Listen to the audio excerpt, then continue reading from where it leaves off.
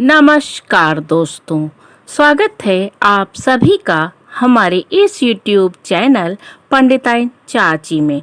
तो दोस्तों, आज हम आपके लिए लेकर आए हैं चैत्र पूर्णिमा की व्रत कथा। चैत्र मास की शुक्ल पक्ष की पूर्णिमा तिथि को चैत्र पूर्णिमा कहते हैं। चैत्र हिंदू नववर्ष का प्रथम मास होता है, इसलिए इसे प्रथम चंद्रमास भी कहते हैं। दोस्तों, इस दिन श्री राम के परम भक्त हनुमान जी की जयंती भी मनाई जाती है। 2022 में चैत्र पूर्णिमा 16 अप्रैल दिन शनिवार को पड़ेगी। पुराणों के अनुसार चैत्र पूर्णिमा पर विधि विधान से पूजा करने पर श्री हरि की विशेष कृपा मिलती है। चंद्रदेव व्रती को उनकी इच्छा के अनुसार फल देते हैं। इस दिन भगवान विष्णु की पूजा करने से जातकों को सुख, धन और वैभव की प्राप्ति होती है।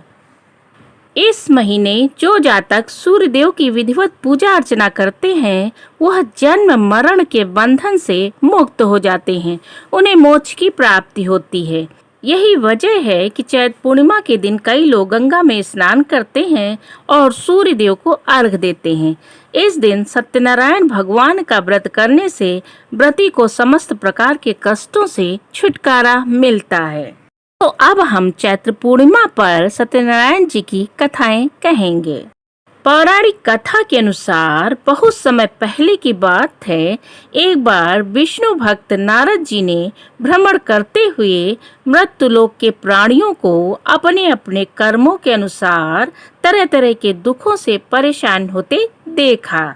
इससे उनका हृदय द्रवित हो उठा और वे वीणा बजाते हुए अपने परम आराध्य भगवान श्री हरि की शरण में कीर्तन करते हुए क्षीर सागर पहुंच गए और भगवान से बोले कि हे ईश्वर, अगर आप मुझसे प्रसन्न हैं, मृत्युलोक के प्राणियों की व्यथा को हरने वाला कोई उपाय बताएं। इस पर भगवान बोले कि जो स्वर्ग में भी दुर्लभ है और बहुत पुण्यदायक है, वो है सत्यनारायण जी का व्रत। इसे विधि विधान से करने पर मनुष्य सांसारिक सुखों को भोग कर परलोक में मोक्ष को प्राप्त करता है। तो दोस्तों, अब हम प्रारंभ करते हैं सत्यनारायण व्रत कथा। काशी नगर में एक निर्धन ब्राह्मण को भिक्षा व्रत करते देख भगवान विष्णु स्वयं ही उस बूढ़े ब्राह्मण के रूप में उस निर्धन ब्राह्मण के पास जाकर कहते हैं कि सत्यनारायण भगवान फल देने वाले हैं, उसे व्रत पूजन करना चाहिए, जिससे मनुष्य सब प्रकार के दुखों से मुक्त हो जाता है। इस व्रत में उपवास का बहुत महत्व है। उपवास के समय हृदय में यह धारणा होनी चाहिए कि आज श्री सत्यनारायण भगवान उनके पास ही बैठे हैं और श्रद्धा पूर्वक भगवान का पूजन कर उनकी कथा कहनी चाहिए। तो दोस्तों, पूर्व काल में उल्कामुख नाम के एक बुद्धिमान राजा थे।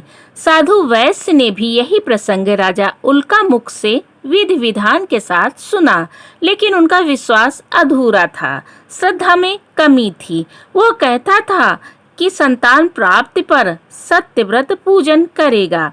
समय बीतने पर उनके घर एक सुंदर कन्या ने जन्म लिया। उनकी श्रद्धालु पत्नी ने व्रत की याद दिलाई तो उन्होंने कहा कि कन्या के विवाह के समय करेंगे।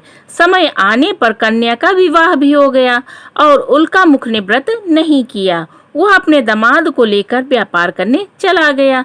उसे चोरी के आरोप में राजा चंद्रकेतु द्वारा दामाद सहित कारागार में डाल दिया गया। घर में चोरी हो गई। पत्नी लीलावती और पुत्री कलावती भिक्षाव्रत के लिए विवश हो गई।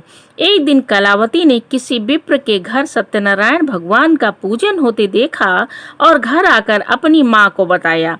तब माँ ने अगले दिन श्रद्धा से व्रत पूजन कर भगवान से पति और दामाद के शीघ्र वापस आने का वरदान मांगा। श्री हरि प्रसन्न हो गए। साथ ही राजा को दोनों बंदियों को छोड़ने का आदेश भी दिया।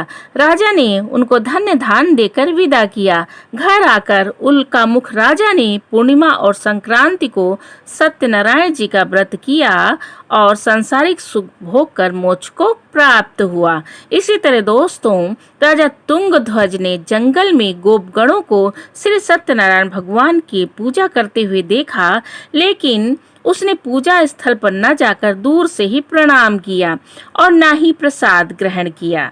राजा को ये आभास हुआ कि विपत्ति के कारण सत्यदेव भगवान का निरादर है।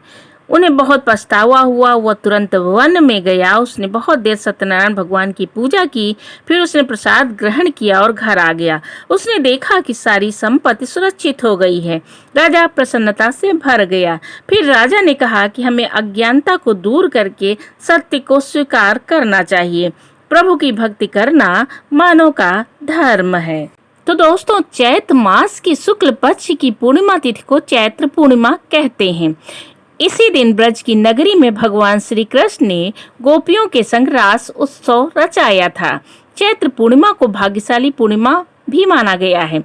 इस दिन व्रत रखने से न सिर्फ मनोकामना पूर्ण होती है, बल्कि ईश्वर की भी अपार कृपा होती है। इस दिन विशेष रूप से चंद्रमा की पूजा की जाती है। इस दिन व्रत रखने से व्यक्ति को जीवन में तरक्की मिलती है और वो खूब आगे बढ़ता है। इस योग में किए गए सभी कार्य शुभ फल देने वाले होते हैं।